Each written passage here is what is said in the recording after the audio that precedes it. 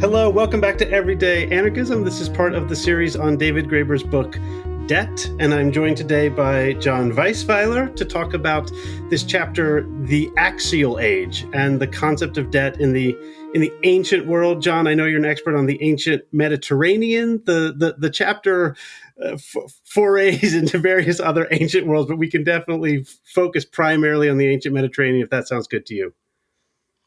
That sounds good, though. It is one of the great achievements of that book that David was so committed to write global history. When that was not yet as fashionable as it has become in the last 10 years or so. So I think that matters a great deal. But on the other hand, yes, my expertise is, of course, particularly on Western Eurasia and on the Greeks and on the Romans. So I don't have a lot of competency to talk about what's happening in East Asia and South Asia. Though I think it matters that they are treated in this book, and it's good that David chose to write about them. Yeah, I agree, and I mean that is.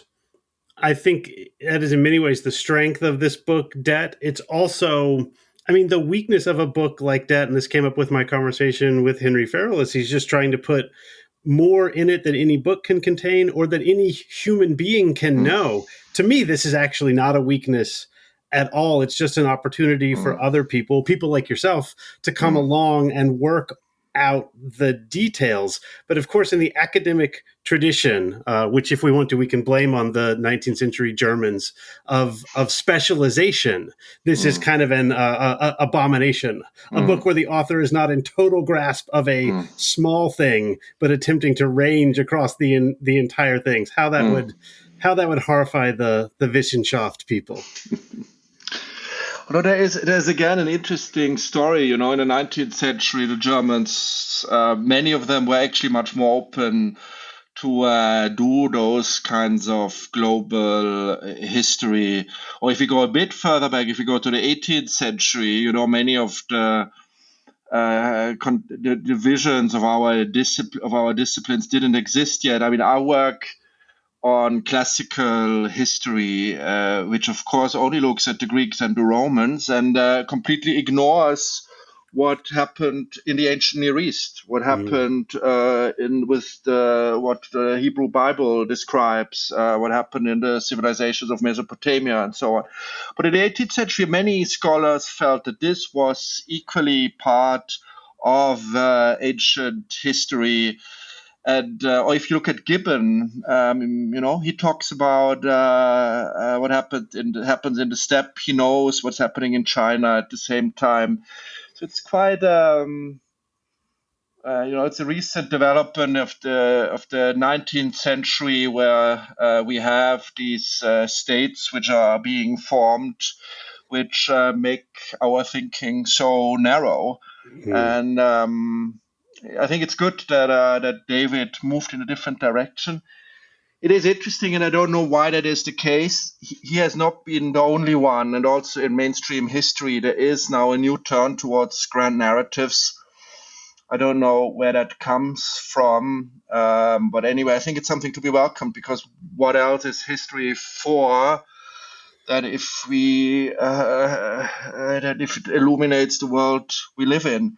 Of course, at the same time, we need also the traditional German Wissenschaft. We need to test those ground theories. Otherwise, it's pointless to do history. Otherwise, you can just do philosophy, and you don't need to be concerned whether it's true or whether it's not true.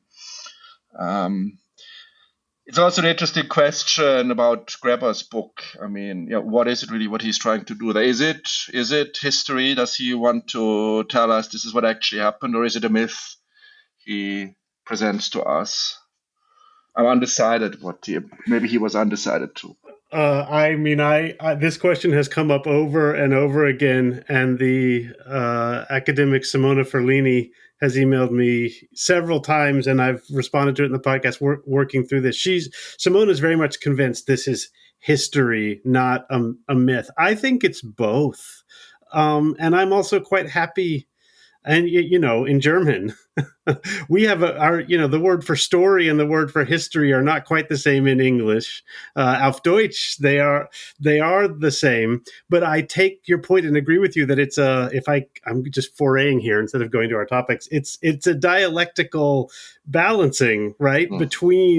between the cold hard facts and the expansive grand narrative. Mm. And in fact, in my discussion with the anthropologist Fouad Musallam, who worked with Graeber, he talked about you can think of the field of anthropology this way as a balance between ethnography, which is a close reading of a society, and then what I would call grand narrative, but Fouad called anthropology itself. So someone like Levi Strauss does grand narratives about other people's close readings, and it's not until the later 20th century that we expect someone like Clifford Geertz to be both the ethnographer and the grand theorist. And so Fouad fits Graeber's book in this Levi Strauss tradition. It's a grand narrative that's based on the Wissenschaft. Maybe we should define that word for our non-German listeners. The Wissenschaft work of other ethnographers, and that does make it, again, I'm using this phrase dialectical, but I think it works. This sort of dialectical process. Yeah, I agree with you. All right, now before we get into this other stuff, you said you shared with me what you thought was the key achievement of this book that is very important in this chapter from Graeber's point of view. So can you tell us a bit about that before we move into sort of the details of this history or maybe myth, depending on, I'll leave it to the reader to decide whether this story of the ancient Mediterranean is history, myth, or both. Mm-hmm. The reason why I guess you invited me to this podcast is that I edited a book where some other historians and myself examine exactly those chapters of Graeber's book and test to what extent is it true or false what he's saying here, and to what extent may his theories open up new vistas on long-known problems of history. And so when I organized that conference, I think it was now more than 10 years ago, it was still during the Greek debt crisis, David actually did come to the conference. It was a very moving for us to see him, and in particular as he passed away just before this book, which came out of this conference, was published. And it was very interesting what he had to say about his own dead book. What he felt was his greatest achievement in that book was that he developed a new theory of modes of exchange. What mattered to him in particular was how he reconceptualized what earlier scholars called redistribution. Redistribution is what, say, a Babylonian temple may do in the third millennium BCE, where you give your grain to it, and you may receive your ration of beer in return to it. And so some scholars, in particular the economist Polanyi, developed a whole theory how these archaic states worked as redistributive machines, created a type of proto-communism, and saw that as a wonderful vision of a society which worked very differently from from capitalism as we know it today. And is this what David wanted to challenge in that book? Because for him, the major difference between modes of exchange is between modes of exchange where you count something and where you don't count. So you have read that earlier chapter, no doubt, in your podcast, and as you remembered, so what really matters to him is the mode of exchange which he calls everyday communism, which which is the mode of exchange. So if I give you if you have a cigarette and I give you a lighter, even if I'm an investment banker at Goldman Sachs, I will not ask 5 cents in return to this service to you.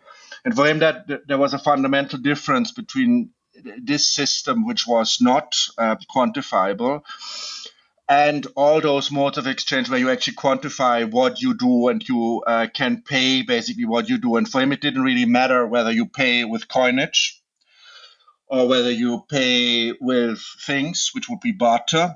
That doesn't matter. Or whether you pay even with a credit note.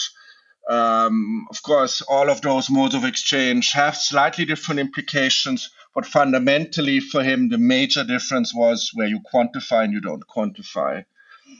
And I think that's quite illuminating, and I think it is something which offers a new perspective of how states in general work and how ancient states also work. Because once we realize that all of those forms of quantification are linked to each other, we suddenly see that markets and states are actually fit together very well with each other. States like to count, they like to know how many of us there are, and they like to take their taxes.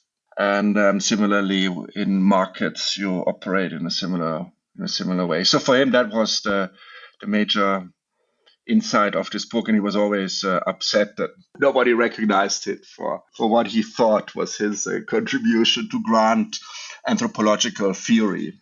So. And it fits well with what you said earlier. So he felt that this is the tradition. Absolutely, he saw himself in that Levi-Strauss, Polanyi tradition of grand theory to which he made a contribution, but also an empirical contribution, not only a theoretical one. Yes. So that is all just exquisitely wonderful, John. Incredibly helpful. I mean, this explains to a certain extent why one of the very first examples in the book is the credit sticks in ancient Mesopotamia, which I've discussed in terms of creation of debt and the relationship between debt and money and violence in the state and all that stuff. But I see now lying behind it is this engagement with Polanyi and this showing that yes, it was a form of redistribution. It was a form of communism, which I mean, in some ways, all societies are. If you don't have distribution, you don't have states, market, etc. But the point is, it doesn't matter what you're measuring in. It doesn't matter whether you're using coins or broken sticks. The point is you are measuring, you have debts, you have what you owe, and it has to quantifiably be balanced at the end. And that is very different from, he tells these little stories where Henry and Joshua, Joshua needs shoes and Henry gives Joshua shoes and doesn't count it, just knows that they are together in a community. I think you've clarified that beautifully. Thank you. The other thing I guess I'll just say is, and I've highlighted this a lot recently, I, from my position, am very frustrated with the traditional debate of should we let, the state handle this? This is the left-wing, socialist, communist, whatever you want to say, or should we just let corporations handle it? This is the right-wing, the libertarian idea. This makes no sense to me. Frankly, it never made sense to me, but it wasn't until I got to Graeber's work, which is, I think, a response. He's taking a lot from Polanyi and also adding his own spin of saying, no, these two things are linked totally. This question of should it be the state or the market is frankly absurd. It's the same question of should it be the individual or society? Well, societies are composed of individuals, and individuals cannot live without society. So once you separate these two things, you've somehow missed the whole point because they cannot exist separately. And I just, you listen, if you're just reading regular garden variety political discourse in America, I imagine it's the same in Germany. It's like, who's going to do this, the market or the state? And you just want to say, can't you see that the state sustains the market and the market sustains the state? How can you not see they are the same thing? That's exactly right, and it worked like that, as we will see in the next minutes. It worked like that as well in antiquity. Okay, so before we get to some of the details, let's do the macro history. I had the deep historian, I think that's the term he prefers, or macro historian Luke Kimpon, to talk about these cycles of history. So Graeber says there's this giant arc of history, and he's using this phrase from Karl Jaspers, the Axial Age, which Jaspers says there's this, I don't know, like 500-year arc, and Graeber says no, we'll just turn this into one era. It's 1,000 years long. The Axial Age. So can you tell us about this giant thing, the Axial Age, so we know what it is and what we're working with before we start talking about Rome and Sparta? So, as you say, so that notion of the axial age was coined by the early 20th century German polymath Jaspers. It was one of those times where people were keen on those grand theories. And what Jaspers noted is that around 500 BC in India, in Greece, in Israel, you had the great founding figures of new rational and religious traditions, and so he saw that this was not, in his view, this was not a coincidence, and developed a whole theory how those modes of thought, which had been developed in these very different areas, resembled each other by questioning older forms of religion.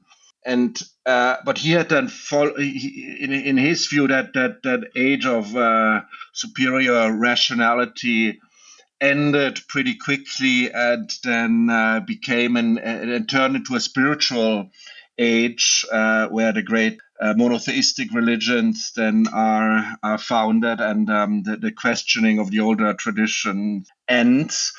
And so we don't need to go further into this scheme, just to note that Graeber rejects it all. And he just uses that word axial age because it nicely captures kind of parallelisms in modes of thought developed in the major traditions in Eurasia at the same time. And I now mentioned the Near East, I mentioned the Mediterranean, I mentioned India. One could also add, and very important for that chapter, East Asia as well. And so that matters for David. But he uses this phrase for a very different reason, that his theory is very different because it is a materialist theory. For Jaspers, it's all happening in the mind, but Graeber's theory is a theory that these modes of thought develop because in these different places, because because people in those different civilizations face very similar problems. And they face similar problems because there has been a revolution in modes of exchange. There has been the invention of coinage.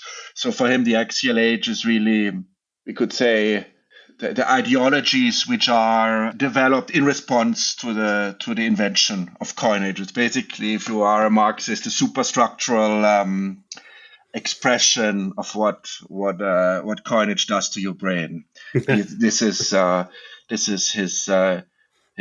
his view, and for that reason, the axial age does not only refer to a particular mode of thought, as in Jaspers, but also to a particular form of political organization and a particular way of organizing the economy.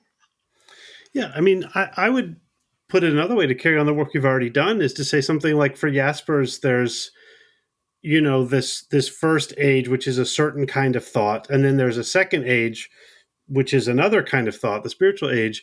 Graeber says, well, the first age is actually the product of coinage, and then the second age, which he combines into one, is a new set of ways of thinking that are designed to accommodate to this new world of coinage. So the first set is like, here's how we're going to organize our society now that we have coins. And then the second set of ideas, which this is where Jesus and Muhammad show up, is say, oh, here's how we're going to make a just society, a more fair society within this world of coinage. And then he does this similar to the stuff I was talking about with like the state and the market go together. He says, you think, there's ideas on the one hand and physical things on the other, but in fact, they are the same thing. Religion, Christianity, is really a theory of money and exchange, which doesn't mean it's not also a set of ideas. He says we can't pull them apart. They go together. And so Jasper's two different ages are for Graeber, in fact, the same age, just a sort of cycle through materialism and ideas about materialism, which then go back and change the material. I guess I'm just sticking with dialectic. And I find that very, very convincing. And what is exciting about this, there is a tendency to, see classical Greek thought, the hyper-rationalism, which is developed by intellectual movements such as that what modern scholars call the sophists, as a rationalistic, as preparing us for modernity, as superior to the religious modes of thought which went before or came after with Christianity. So from that perspective, Christianity would be a regression from these wonderful rational modes of thought which we had already found in Plato and so on. But of course, that's completely anachronistic, and it is as absurd to separate the rational from the spiritual, to separate the material from the spiritual, as to say it's only the spiritual world which matters. And I found that very convincing, to just say we have to give up on all our material needs. What some radical forms of Christianity claim is just as much an absurd response and the sick response to the deformations created by that mode of exchange, coinage, as the hyper rationalistic one. Okay, we now need to organize society so that every exchange can be quantified. If you like a crypto bro, and you feel that cryptocurrency will allow us to pay you for everything. So both are completely crazy ideas. You can call both of them hyper-rationalistic or hyper-religious ideas, but they're two sides of the same coin, as you say. Excellent. That's fantastic. All right, before we get a little closer into coinage, I wanted to ask you about the sort of grand sweep. So he says, this is again with the cycles of history. He says this happens because the big empires have broken apart in this period, and now we have patchwork. So I'm guessing, at least in the Mediterranean, we're talking about the fall of the Macedonian. Frankly I don't know what we're talking about here, or maybe is it the fall of the Assyrian and that sort of thing? What are we dealing with when he says the big empires fall apart and they're replaced with smaller empires, and then Rome, I guess, is the next big one? Does this work? So what's I'm not sure. I mean, it depends on which part of the world we look at. What certainly is the case that in the Near East, the Bronze Age, so the second millennium BCE, witnessed the emergence of the largest states that had ever existed, previously most extractive states, and also most unequal states that had ever existed before. We talk here about places like the New Kingdom in Egypt, the Hittites, who built vast monumental structures, but mobilize enormous amounts of slave labor, trade people. Very unequal, very violent state society, which collapses in the later second millennium BCE. Europe is never really is a very marginal area at that moment. There is the Mycenaean civilization at that time, whose nature we don't fully understand because no literary texts survive from them. There may have been some type of empire, there may have been different city states, but certainly where the action went on was in the Near East, and there you certainly had in the Bronze Age these extractive empires, unequal, violent, that ended. And with the rise of the Iron Age, for a while you can relax from all that violence and inequality, but soon it starts again. And in the Iron Age, you soon have new empires being formed, and it's particularly the Assyrians who, in the early first millennium BC, begin to start a new imperial cycle. These Iron Age empires work a bit differently than Bronze Age empires because iron is cheaper than bronze, and it means you now mobilize larger armies. You can do that because the weaponry is no longer so expensive comparatively, and so you need to incentivize all these men to march with you. So in a sense, it is a more democratic age because there are masses of soldiers you now work with, whereas in the Bronze Age, much of the fighting took place amongst aristocrats going on their chariots or on their horses. It was really fighting between elites. But in the Iron Age, it's now mass armies which emerge, and that in the long run would actually lead to probably more brutal violence even than existed in the Bronze Age. And it is then with time that first the Aegean world, so Greece, and later Italy and the Western Mediterranean will then be incorporated into these cycles of imperial violence and develop their own empires. So the fact that there were no empires in Europe at that time, I think it was more or less a coincidence, a lucky coincidence for the inhabitants of Europe at that time, that they had not yet formed part of those violent state societies. But that is what happens in the first century BC, and they become a part of that. Okay, so this takes us to the part of this chapter that was most interesting to me. Is there's a few places where he deliberately uses 20th century language, and I just love when he talks about Athens, democratic Athens, the golden age of Athens, which I always want to hold up as this amazing democratic and frankly anarchist thing where every citizen got to be part of the running of the government, and life was one big party. I can't stress enough how appealing this is. And the government made sure everyone had enough to eat. Now, there's a problem with everyone, right? Is first of all, within that society, everyone meant male Athenian citizens of a certain age. So women and slaves didn't count.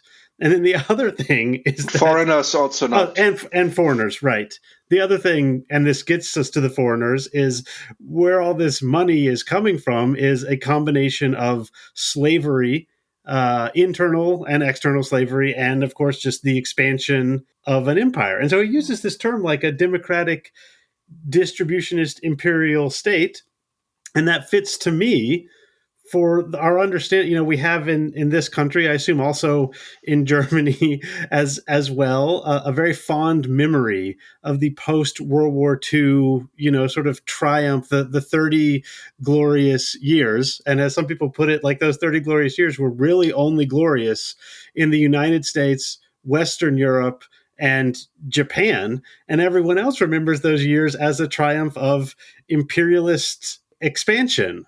So does this sense of like, oh, hey, it was a great democratic party, much like, the 50s and 60s were a great democratic party in the States, and, you have your economic miracle, parentheses, but it was only a great democratic party for the people who were A, the chosen ones within that society, and B, were within that society, not the ones who were being preyed upon for their resources and their work. He clearly wants us to think of Athens and the early Roman Republic as similar to the United States in the 1950s or the what we still call West Germany in the 60s. And I'm curious as to whether that sounds right to you.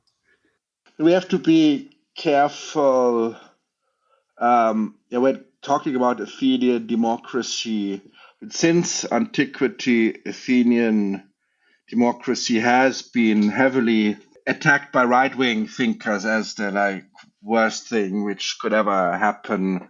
Chief example why you must not allow the people to rule itself. The rich paid for the poor and they didn't have to work. And you find these cliches in ancient texts. Ancient elites love to write about that the state empires fall when the state pays too much to the poor vote for the wrong people. And I mean, you find that in Polybius, you find that in all types of ancient texts. Now, what really happened in the Athenian democracy was something much more modest. So all the Athenians had to work. But what the Athenian state did was to allow you to give you a stipend if you had to, of course, if you had jury duty, for example, you had to take a day off from your work on your fields. And so the Athenian state compensated you for your loss of income for that.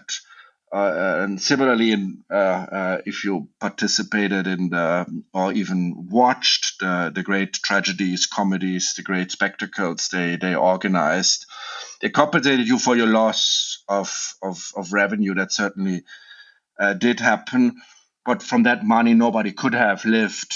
And that's, of course, what right-wing opponents of the democracy always claimed, that they didn't work anymore, the Athenians. But no, there are much smaller sums involved here. And in Rome, this social project was even more modest. It was only under the empire, only when monarchy had been introduced in Rome, that food distributions took place, and the food supply of this megalopolis, Rome, was organized by the state. But even then, there was only a restricted number of citizens, not of poor people. It depended on your citizen status, who participated in those schemes. And they also had to pay often. It was a subsidized grain, but it was not for free for a long time.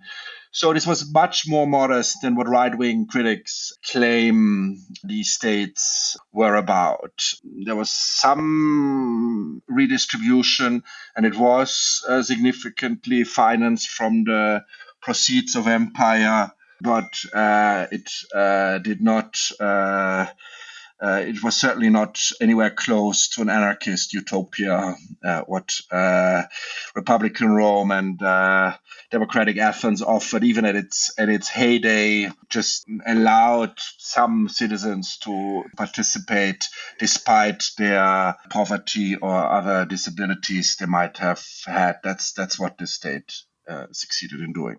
I think that just extends the 20th century parallel, because the 30 glorious years, even for the member, I mean, and the great rhetoric about the 30 glorious years comes from the American president, who uses this phrase "welfare queen" to suggest that the poor were living like kings and queens, which is to say, yes, it's an anarchist utopia in the fantasy of the right wingers. And so this idea that it's an anarchist utopia is a fantasy of the right wingers, both the bread and circuses right wingers of ancient Rome, and the welfare queen right wingers of the 1980s.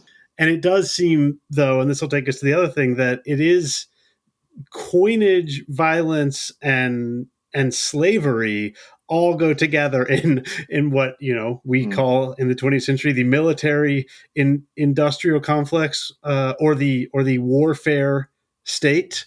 And Graeber uses the phrase, I think it's military slavery coinage complex. So do coins work in this way? I mean, this is the central argument of the chapter, is that you need coins because you need to pay these men who are going to do the enslaving, that is, go do the military expansion followed by enslaving, that is then go, and then those slaves are going to mine the coins, and it's there's the expansionist cycle.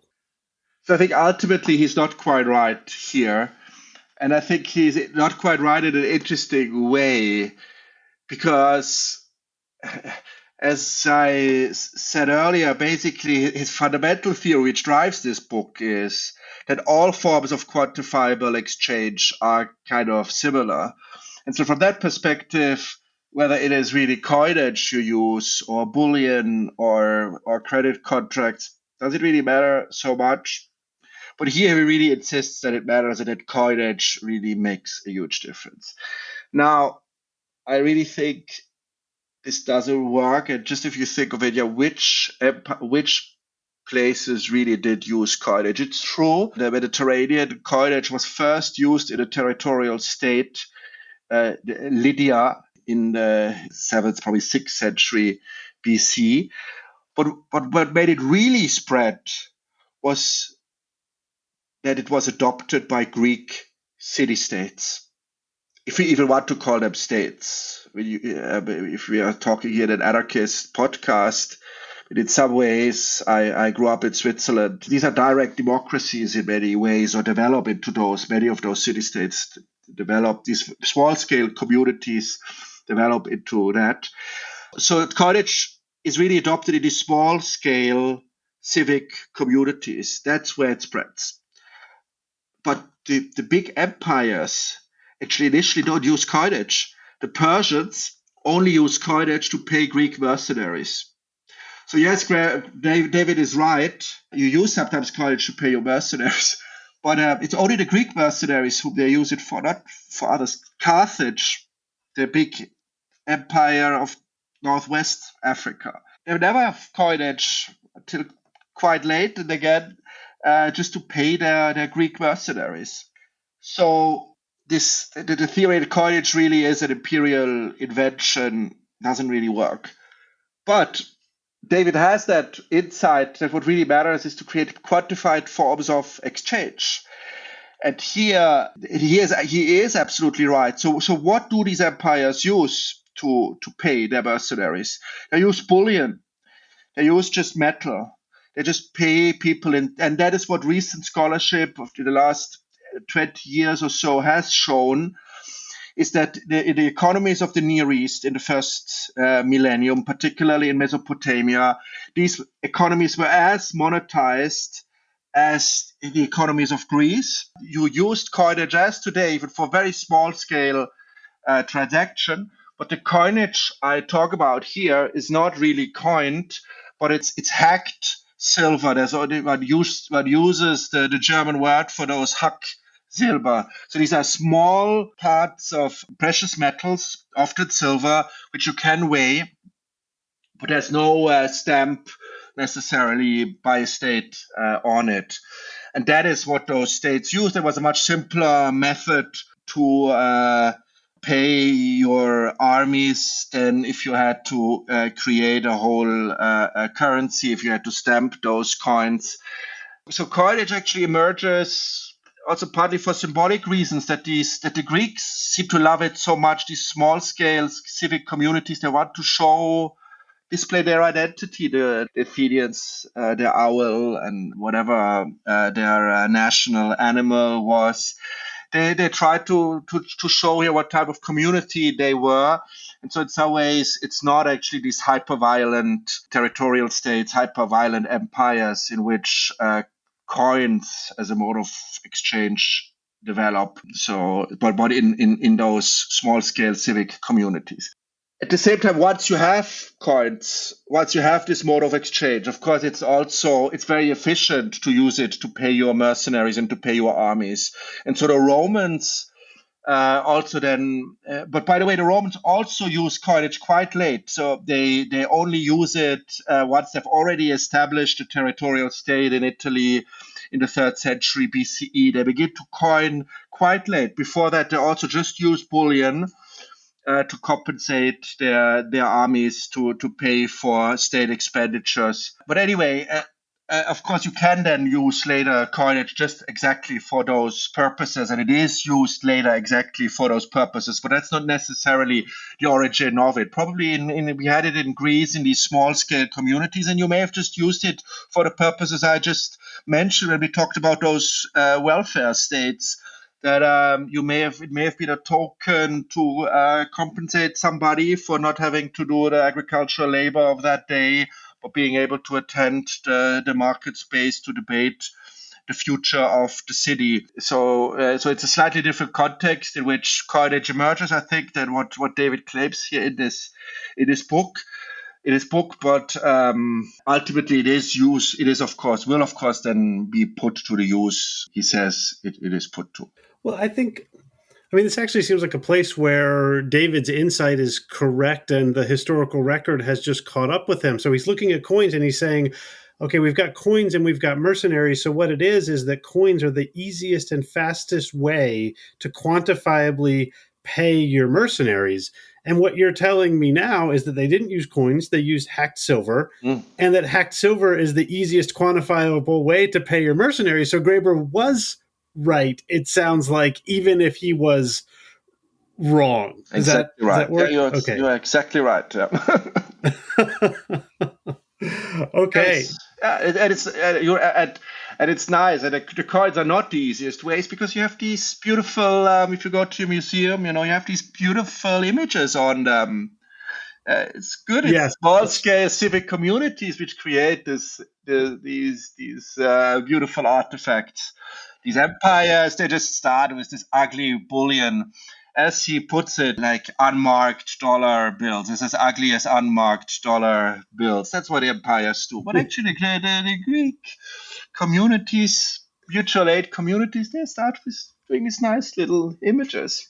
That sounds great. And then when we think of the king, the king's face on the coin, we think of this as the expression of imperial power.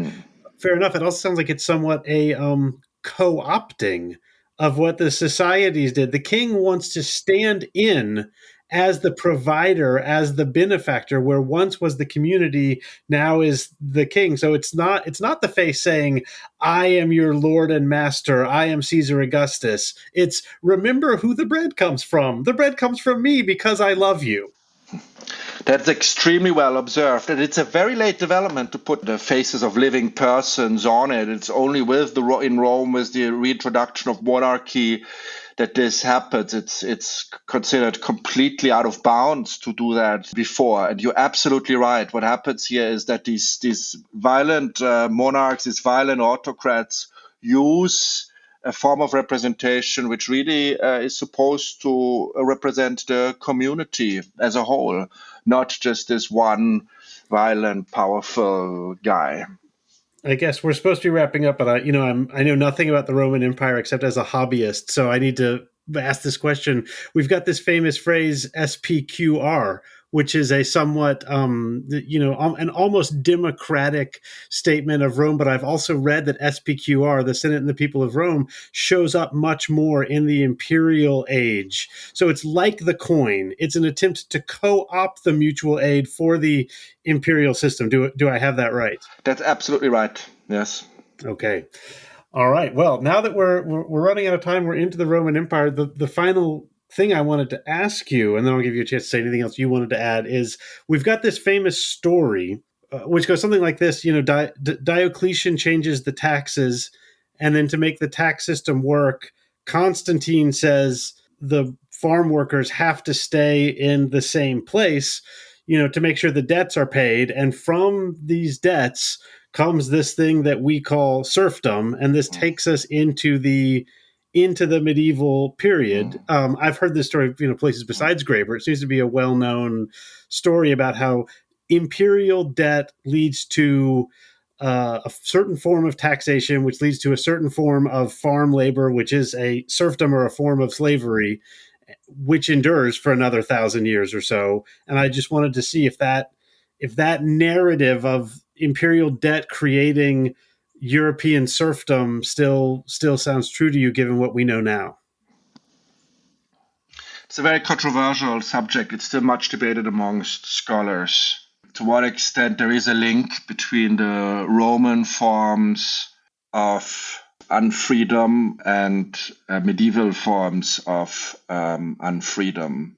But I fundamentally feel that, again, like with coinage, Graeber is right despite himself, or he follows here a little bit in these 2 pages or so where he talks about late antiquity, some outdated scholarship, but I think in reality his own theory of the toolkit to understand what happens in late antiquity much better than that scholarship he cites. So what really happens is that in the 3rd century, you have a major military crisis in the Roman Empire, and you have a currency devaluation because elites don't want to pay taxes anymore. Any inflation is always the product of a class conflict, that somebody wants to pay somebody something they don't have. And so the state wants to pay soldiers without having to tax elites as much as they need to be taxed. And so you have an inflation in the 3rd century. And it's only when finally military emperors come to power who say we have to tax elites, and they succeed in taxing elites and stabilize the currency, that the crisis ends. But this crisis, this hyperinflation of the 3rd century, has long-term effects even when the inflation has ended, because it created a society which was as monetized as never before, because you had all this devalued currency all around now. And whereas previously, if you had been in a small village far away in Africa or Switzerland or Britain, far away from the centers of power, you would have never had access to coinage. But because of this currency devaluation, you had now access to masses of coinage everywhere. And so, in a sense, coinage penetrated much more deeply in late antiquity society than before, and this quantification of all types of social obligation, which is really the linchpin of Graeber's theory, that it really happens much more strongly in late antiquity than ever before. And that is also why the state develops a more sophisticated taxation system, uses that currency to do it, again, as we said in the very beginning, quantification by the market and quantification by the state. It works hand in hand. New and gruesome things which happen in late antiquity, that the state begins to regulate. That's what Kyle Harper has shown in an important book on late Roman slavery. He begins to regulate something which the ancients always had found disgusting, namely the sale of babies. How slavery, of course, was reproduced over what scholarship has shown. You cannot reproduce slavery over generations just by capturing war captives. What really slave societies, how they work, is to, on the one hand, have slaves reproduce, and on the other hand, to take abandoned children and raise them and then sell them as slaves, or take the children of impoverished parents who have to sell their own children. The late Roman state, the Roman law had always been against doing that. Of course, it happened, but Roman law always claimed it doesn't happen. The state always claimed this was illegal, although of course it happened, and it happened a lot. And in late antiquity, they begin to develop forms, legal rules to really legalize this, that as long as a baby is newborn and you still have blood on them, you can sell them. Incredibly violent, incredibly unethical, but it shows how far the quantification of social obligations had moved in this period. So I would see this as the high point of the Axial Age, late antiquity. It was also a highly functioning economy. That's what more recent research has shown the last 40 years by doing excavations. We have seen that what Gibbon told us about late antiquity, this was an age of economic decline. Not true at all. It was an age of huge economic dynamism. But it was all the same an extremely violent age, precisely because it was an age of a strong state, and it was an age of strong markets where you had currency to pay for everything you wanted to pay for. It was an age where slavery still was very important. And that's also something else Harper has shown in that book I cited the Marxist idea that slavery turns into serfdom is certainly not accurate. There's a lot of slavery still going on in late antiquity. So I think late antiquity is the high point of the axial age, and in this way it confirms key elements of Graeber's theory, because again you see here how coinage goes together with warfare, because you have the emperors of that period are soldier emperors, and they're fighting all the time against the Iranian enemies, against the enemies in Central Europe, and markets as never before. So you have that triad going together, or if you want four things, you can add slavery to the mix. It's really the high point of that currency slavery warfare complex David describes so beautifully in his book. All right, that's absolutely perfect. It does take us into the Middle Ages, where, this is why the historian Eleanor Janega, who started off this series and also is coming back to talk about the Middle Ages, talks about the ways in which the medieval period seems so much better for so many ordinary people than the Imperial Age, especially late antiquity. This brings you back to Luke Kemp, who says that, civilization collapse, which horrifies us elites sitting here at our, from our universities. Actually, if you're a regular person, civilizational collapse might be the best thing that could possibly happen to you, because it defeats this military state market coinage slave complex and lets you just, get to the work of farming and making pottery or whatever it is that you need to do. This has been fantastic. I just have to say, anything else that you want to add before we go? I don't know. I think we covered a lot of ground, but just to reinforce what you said, we don't really. We're still at the beginnings of the big enterprise to measure human welfare in past periods. But we begin to be able to do that. We begin to be able to do it, for example, by the simple method of measuring how tall the ancients were, how large their bones are. And what this research is really beginning only, but what this research shows is that people get much shorter in the Roman imperial period, and they become taller again once the empire disintegrates. That's at least what the initial findings show. It's very similar to what happens in the 19th century, 20th century. That people become much shorter, workers become much shorter because they live so unhealthily. They don't get enough food even when they are children. That is what marks you for the rest of your life. Our research on ancient bones shows us that with many, if you look at the teeth of the ancients, that many of them, poor people, suffered malnutrition as babies, as children, and as we know, it marks you for the rest of your life. It marks you for the rest of your life. Yeah. And so I think at the moment it looks the best research seems to confirm that empire was the worst thing which happened to Europe and the Mediterranean. And they were all happy when it ended. It was like a bad dream.